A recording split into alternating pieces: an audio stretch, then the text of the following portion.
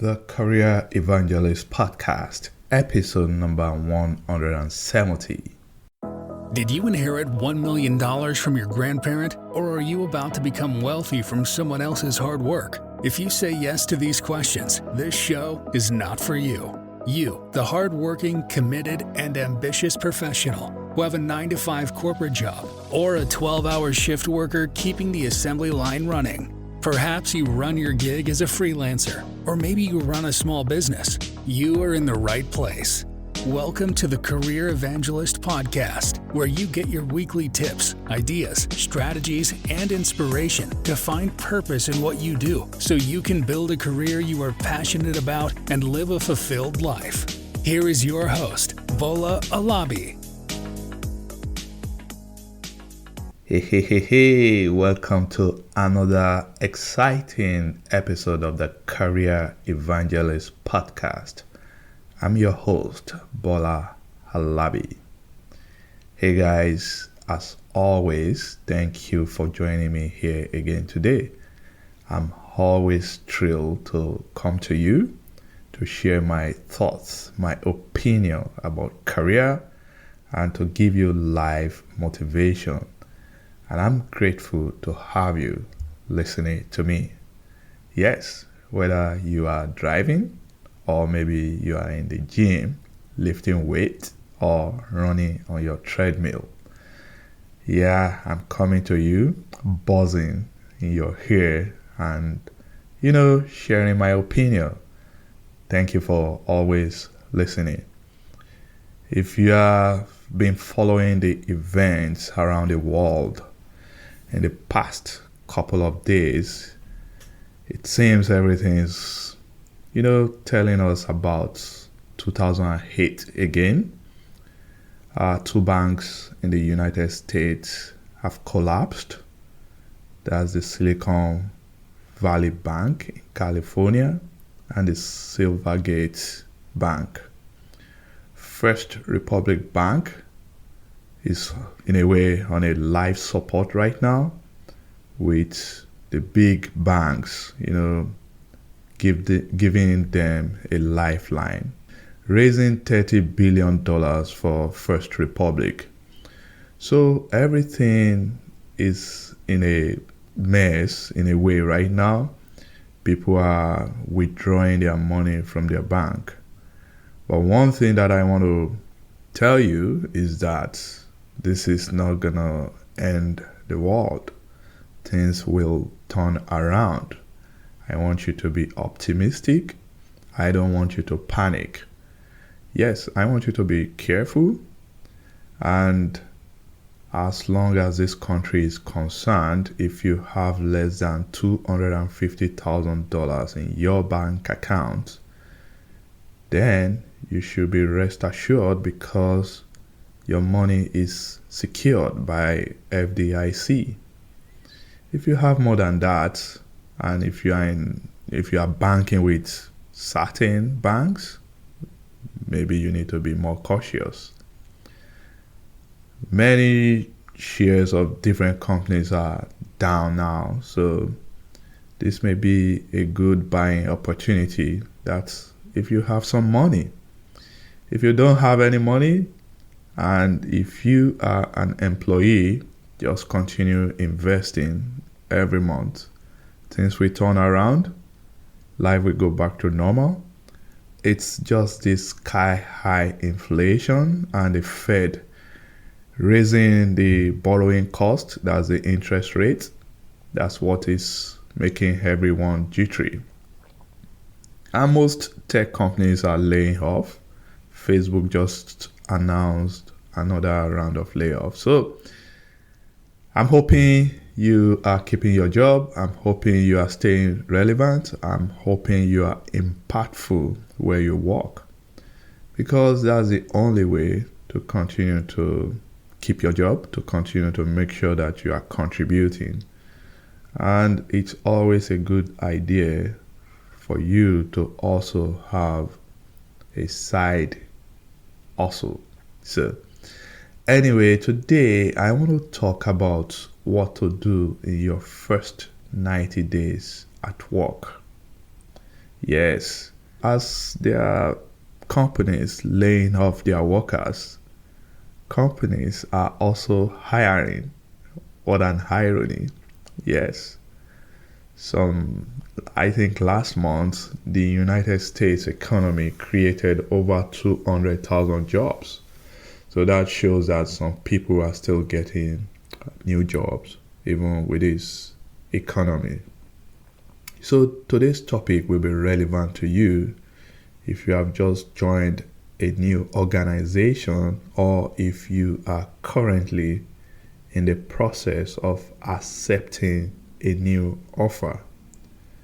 Your first 90 days are crucial, and this period may be the benchmark your boss may use to assess your performance on the job.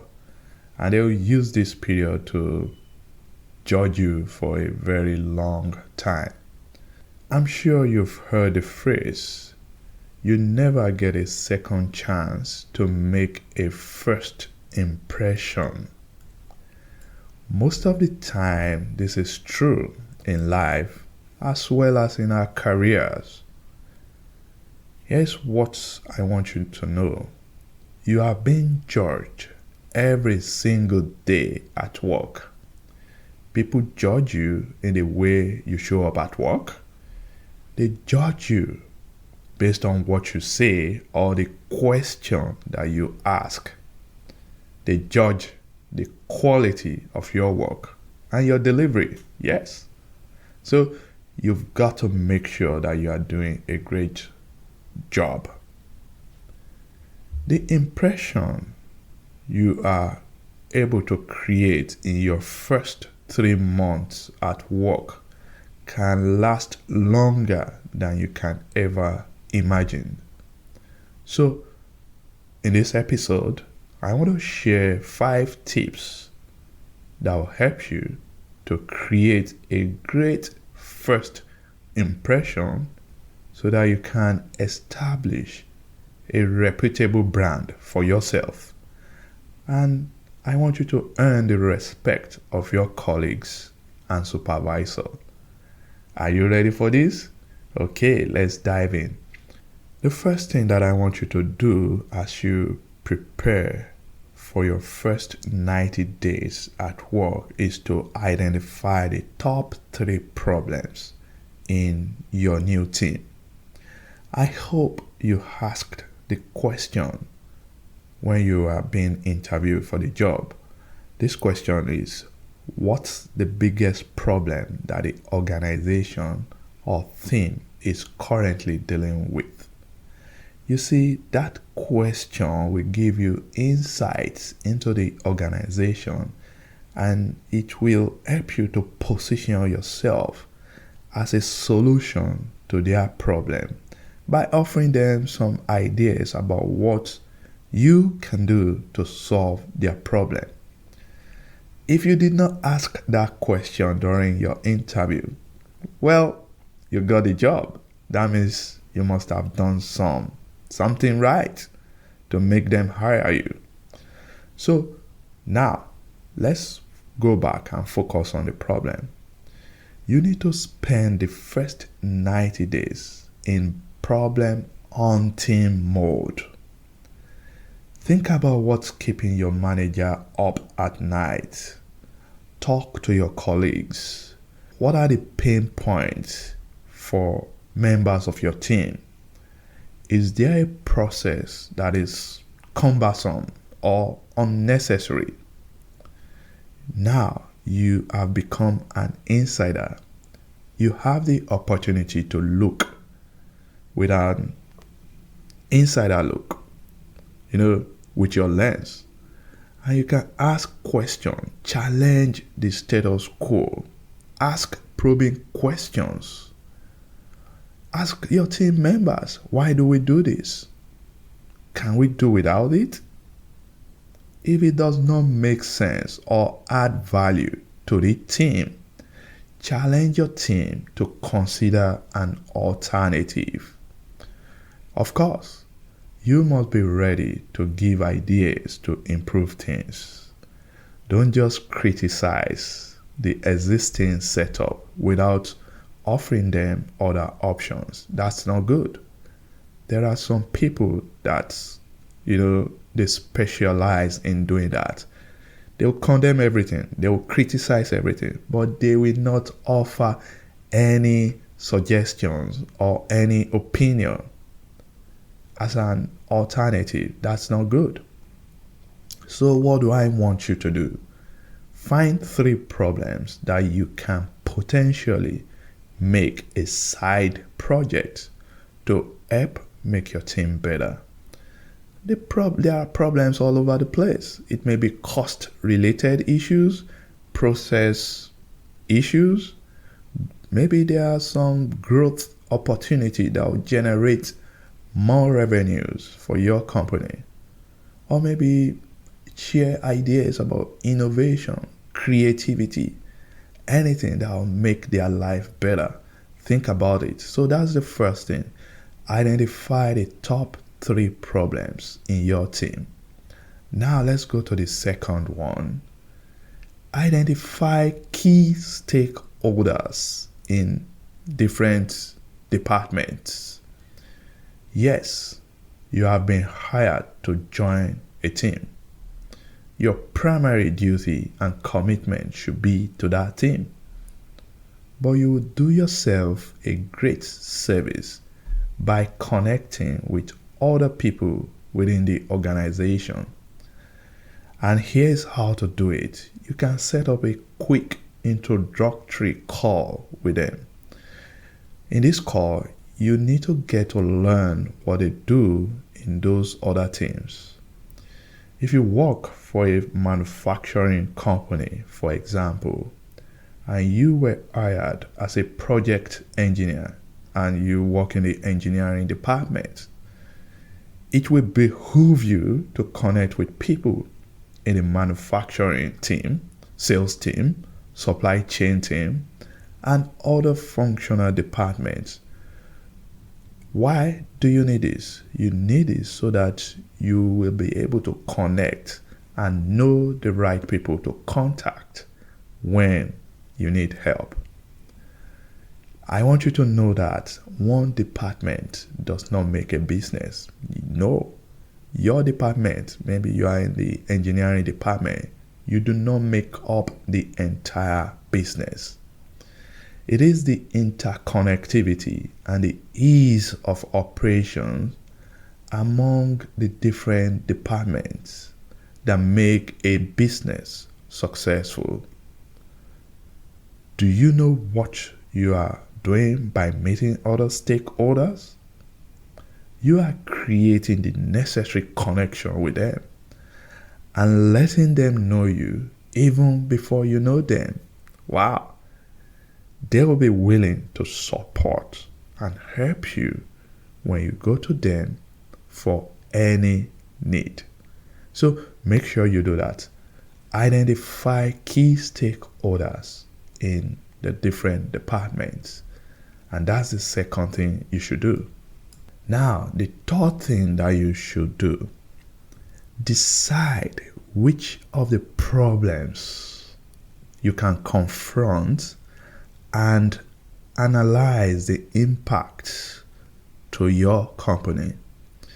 So I told you to find 3 problems because some problems will require a longer time and broader collaboration to solve. But here's the deal. I want you to quickly establish a reputation for yourself within 90 days. So I want you to pick something that you will quickly solve so that we can get you that quick win. For example, if there was a process in the organization that currently takes about 5 hours to complete, can you think of a way to streamline that process so that you can complete it within 2 to 3 hours? Guess what? You have reduced the time taken to complete a process. That's a big accomplishment. And not only that, I want you to quantify the results. Yes, keep it for your record. You can think of it this way and frame it this way.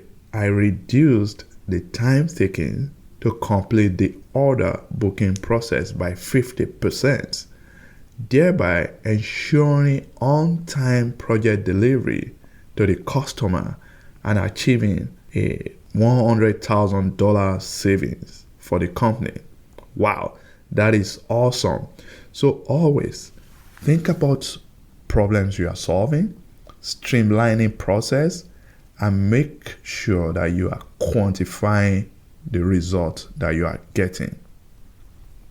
So that's the third one. Decide which problems you want to confront and always analyze the impact to your organization. Now let's go to the fourth one.